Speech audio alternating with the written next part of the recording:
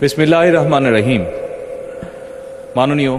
সংসদ সদস্যবৃন্দ, আসসালামু আলাইকুম। ফ্যাসিবাদের নির্মমতার শিকার অসংখ্য মানুষের কান্না আর হাজারো প্রাণের আত্মত্যাগের মধ্যে দিয়ে অবশেষে আজ থেকে পুনরায় যাত্রা শুরু হতে যাচ্ছে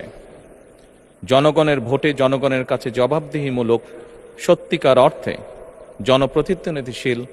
জাতীয় সংসদ। বাংলাদেশের জাতীয়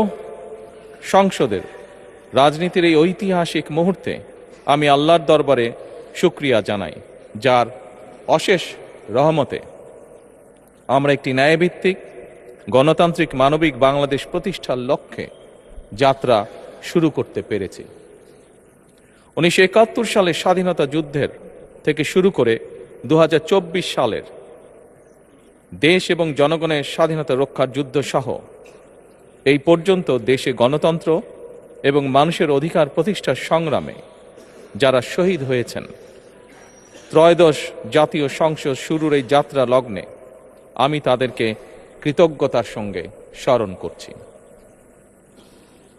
এই আন্দোলন সংগ্রামে যেসব মায়েরা তাদের সন্তান হারিয়েছেন, যেসব সন্তানেরা তাদের প্রিয়জন হারিয়েছেন, যেসব পরিবার তাদের সন্তান স্বজন হারিয়েছেন, যেসব আহত মানুষকে তাদের স্বাচ্ছন্দ্যের জীবন হারাতে হয়েছে, যেসব মানুষগুলো নির্যাতন, নিপীড়ন, রাজনৈতিক হয়রানি কিংবা মিথ্যে মামলা শিকার হয়ে সর্বস্ব হারিয়েছেন, আমি তাদের সকলের অবদানকেও কৃতজ্ঞতার সঙ্গে স্মরণ করছি। দেশের ছাত্র জনতা, কৃষক, শ্রমিক, শিক্ষক, কবি, সাহিত্যিক, সাংবাদিক, চিকিৎসক, প্রকৌশলী, আইনজীবী, কামার কুমার, জেলে তাঁতি, গাড়ি চালক, ব্যবসায়ী এবং সরকারি বেসরকারি চাকরিজীবী, গৃহিণী, সারা দেশে গণতান্ত্রিক রাজনৈতিক দলের নেতা কর্মী সমর্থক তথা সর্বস্তরের সকল শ্রেণী পেশার মানুষ যাদেরকে গুম, খুন, হত্যা, নির্যাতন, নিপীড়ন, মিথ্যা হামলা মামলা কিংবা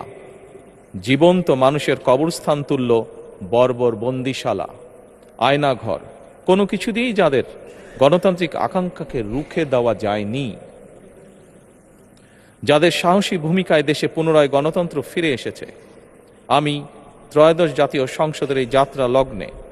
দেশের স্বাধীনতা প্রিয় গণতান্ত্রিক আমি বীর ছাত্র জনতাকে জানাই অভিনন্দন।